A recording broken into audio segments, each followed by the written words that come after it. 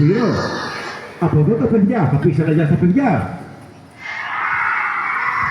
Λοιπόν, ο Σπύρος, παιδιά, είναι ένας ράптορας, ο οποίος ξέρει καλούς τρόπους. Σπύρο, εδώ σε θέλω αγόρι, πού πας.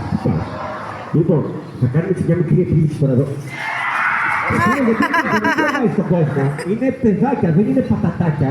Τι αγόρι μου, είναι παιδάκια. Λοιπόν, θα πάμε παιδιά πολύ ευγενικά να του ζητήσουμε τώρα. Θα του πούμε, Σπύρο, σε παρακαλούμε, κάνε μας μια υπόκληση. Για πάμε με το 1, με το 2, με το 3. Σπύρο, σε παρακαλούμε, κάνε μας μια υπόκληση. Εξαιρετικός. Παιδιά, να χειροκροτούμε με τον Σπύρο, δηλαδή ήταν... Ο Σπύρος όμως μπορεί να κάνει και πιο δύσκολα πραγματάκια. Ναι, μην τρομάει στον κόσμο. Λοιπόν, πάμε πάρα πολύ ευγενικά να του ζητήσουμε, να του πούμε Σπύρο, σε παρακαλούμε, κάνε μας μια στροφή. Για πάμε με το 1, με το 2, με το 3.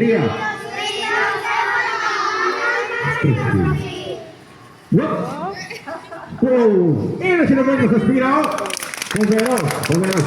Σπύρο, να σου πω, θέλεις να τους πω το μυστικό σου? Ναι, ωραία. Εντάξει, θα το πω. Λοιπόν, παιδιά, στο Σπύρο αρέσει πάρα πολύ η μουσική. Μην τρομάζεις τα παιδιά, μην τρομάζεις τον κόσμο, αγόρι.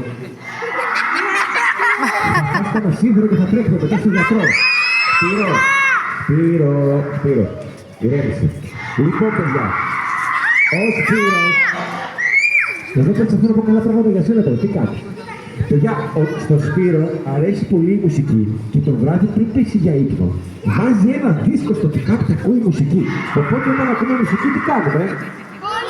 Χορεύουμε. Για πάμε να του δώσουμε λίγο ρυθμό να δούμε πώς θα μας χορέψει ο Σπύρος. Για πάμε με παλαμάκια, για χτυπήστε παλαμάκια.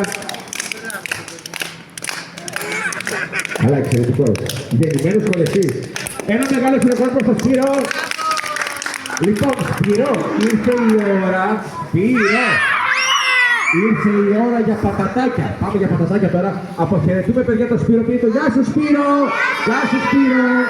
Και φύγαμε για πατατάκια. Πάμε από εδώ. Γεια σου παιδιά. Γεια σου Σπύρο, γεια σας. Αποχαιρετήστε το Σπύρο και ελάτε εδώ. Γιατί τώρα